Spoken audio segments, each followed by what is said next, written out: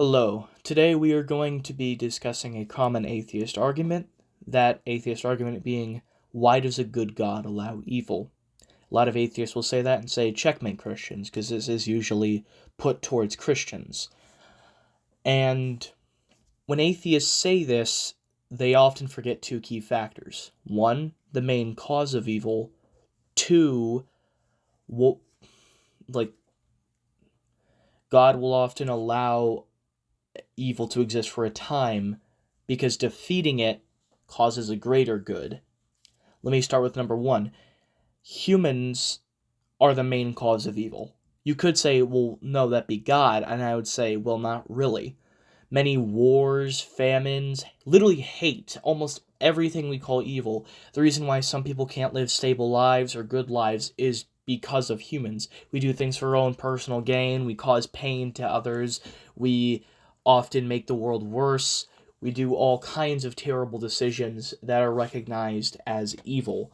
And I think many atheists should admit this, that we as humans are inherently evil and do all these terrible things. Even things like sicknesses can be directly attributed to us because of stupid actions we did, or for personal gain, or for.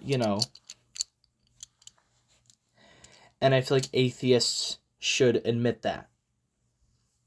And you might say, well, what about things that aren't directly attributed to us, like other sicknesses and natural disasters?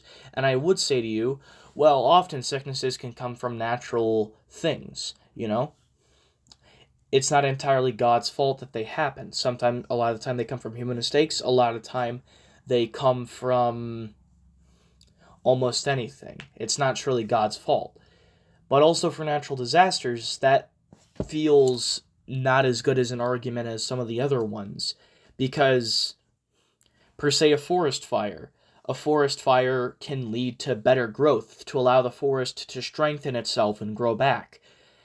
You could say, well, what about like earthquakes and tsunamis? Is it inherently evil for tectonic plates to shift and then cause that to happen? Is that inherently evil? Even though it sometimes may cause suffering for us, is that inherently evil? And there's also this, is that there is a greater good in later defeating evil. That's what God has already done on the cross, and that's what God will especially do on the last day when he judges Satan and he judges all those who did evil, who did not turn away from it and turn to God. You can't answer this with a philosophical statement. You'd have to turn to a religious statement.